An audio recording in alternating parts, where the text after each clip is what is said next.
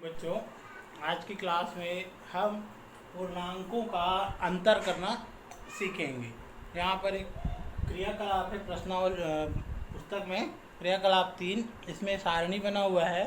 सारणी में बाएं से दाएं में यहाँ पर संख्याएं लिखी है ऋण 3 से लेकर 4 तक, और ऊपर से नीचे में संख्या लिखी है ऋण 4 से लेकर 4 तक। हम इन पूर्णांक संख्याओं का अंतर करेंगे।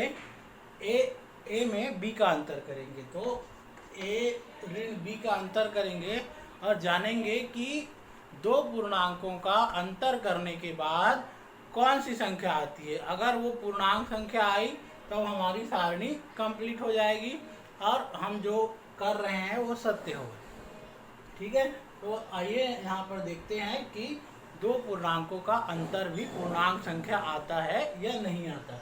तो देखिए यहाँ पर ए का मतलब है ऊपर से लेके नीचे तक की पूर्णांक संख्या है, और बी का अर्थ है बाएं से दाएं तरफ की पूर्णांक संख्या है।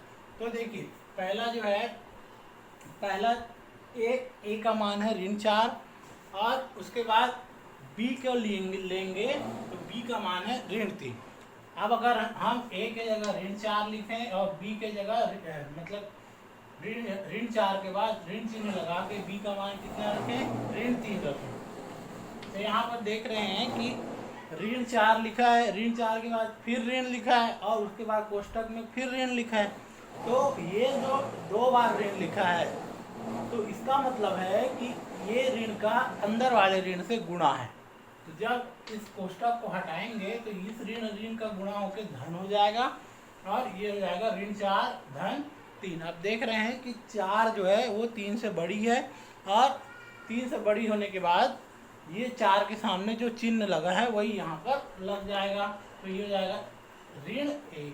तो जो अंतर आएगा वो क्या आया, ऋण 1। तो ऋण 1 भी क्या है, एक पूर्णांक संख्या। तो इस ऋण 1 को हम यहाँ पर लिख देंगे। उसी प्रकार दूसरा क्या है, दूसरे में ऋण 4 और यहाँ पर क्या है ऋण 2।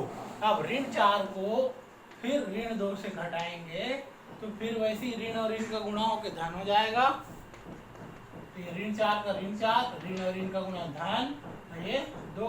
तो ऋण 4 में 2 घटाएंगे तो क्या आएगा, ऋण 2। या ऋण 4 में 2 नहीं घटाएंगे, मतलब ऋण 4 में 2 जोड़ेंगे, ये हो जाएगा ऋण 2। तो यहाँ क्या लिखेंगे, ऋण 2।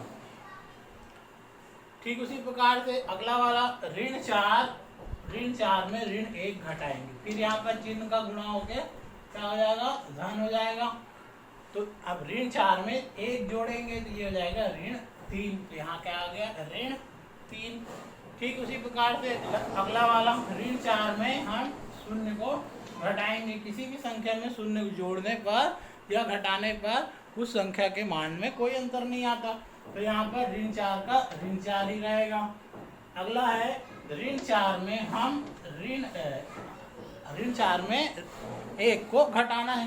तो ये क्या हो जाएगा, यहाँ पर 1 के सामने कोई चिन्ह नहीं है, जब कोष्टक को हटाएंगे तो ऋण 4 और ऋण 1, अब दोनों का चिन्ह समान है तो 4 में 1 जुड़ जाएगा, तो ये हो जाएगा 5, और जो चिन्ह है वो यहाँ लग जाएगा। तो यहाँ क्या आ गया, शून्य के नीचे में ऋण 4 और यहाँ पर ऋण 5। उसके बाद है 2, तो ऋण 4 में हम 2 को घटाएंगे तो ऋण 4 ऋण 2, ऋण 4 में 2 घटाएंगे तो ये हो जाएगा -6। तो यहाँ हो गया -6।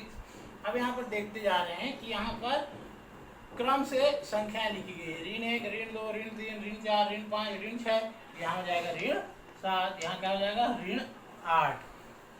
ठीक है, अब उसके बाद हम ये वाले कॉलम को भरते हैं। अब इस कॉलम में क्या लिखा है, ए के जगह में ऋण 3 लेंगे और बी के जगह में भी ऋण 3 लेंगे। तो मैं इसको मिटा देता हूँ।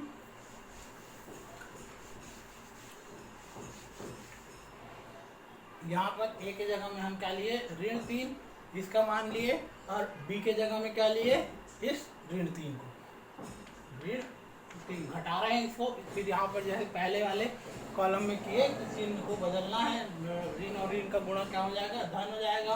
तो ये हो जाएगा ऋण 3 और धन 3। ऋण 3 में 3 जोड़ेंगे तो ये हो जाएगा 0।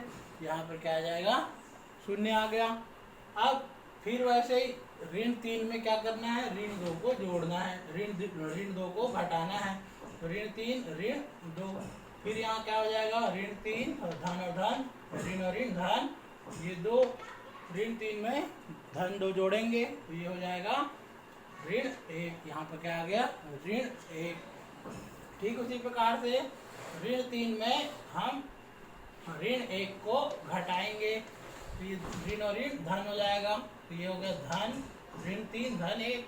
अब ये ऋण 3 में धन 1 जोड़ेंगे तो ये हो गया ऋण 2। तो यहाँ पर क्या आ जाएगा, ऋण 2। अब यहाँ पर भी देख रहे हैं कि शून्य के बाद ऋण 1 आया, फिर ऋण 2 आया, अब इसके बाद क्या आएगा, ऋण 3, इसके बाद ऋण 4, यहाँ ऋण 5, यहाँ ऋण 6, यहाँ ऋण 7। ठीक है। अब यहाँ पर देखो, इसको एक ही जगह में ऋण 2 है और घटाना किससे है, ऋण 3 से घटाना है, तो ऋण 3 हो गया, ऋण और ऋण, फिर यहाँ पर धन हो जाएगा, ऋण 2 धन 3, 3 बड़ा हो गया 2 छोटा हो गया, तो यहाँ पर घटाने पर क्या आएगा, 1 आएगा, यहाँ लिख देंगे 1। दूसरा क्या है, ऋण 2 में से ऋण 2 को घटाना है, तो ऋण 2 ऋण 2, अब ऋण और ऋण दोनों धन हो जाएगा, तो ऋण 2 धन 2। अब देख रहे हैं कि 1 2 के सामने ऋण है, 1 2 के सामने धन है, तो ये हो जाएगा 0, यहाँ क्या आ गया 0। अब ऋण 2, यहाँ पर क्या है, ऋण 1, तो ऋण 2 ऋण 1, ये हो जाएगा ऋण और ऋण धन, तो ऋण और ऋण धन हो गया। तो बड़ी संख्या 2 है और छोटी संख्या 1 है, तो 2 में 1 घटाएंगे तो क्या आएगा, 1 बचेगा, चिन्ह क्या हो गया, ऋण 1। यहाँ पर ऋण 1 हो गया, फिर यहाँ पर ऋण 2 हो गया, फिर यहाँ ऋण 3, ऋण 4, ऋण 5 और ऋण 6।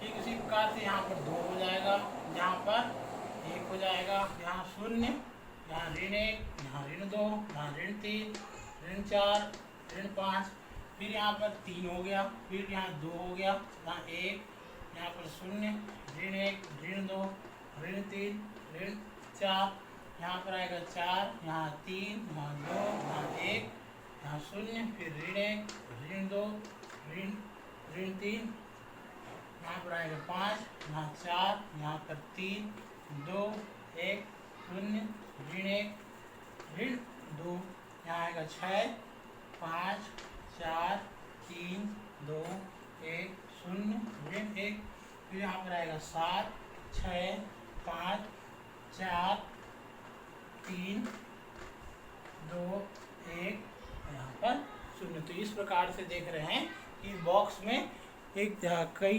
धनात्मक संख्या, ये ऋणात्मक है, ये वाले लाइन में सारी संख्याएं ऋणात्मक है, दूसरे कॉलम में ये 0 है, फिर उसके बाद ये ऋणात्मक है, तीसरे कॉलम में 1 जो है धनात्मक है, बाकी सब ऋणात्मक है। तो इस प्रकार हम निष्कर्ष निकाल सकते हैं कि दो पूर्णांक संख्याओं को अंतर करने पर, घटाने पर उसका मान हमेशा एक पूर्णांक संख्या आता है।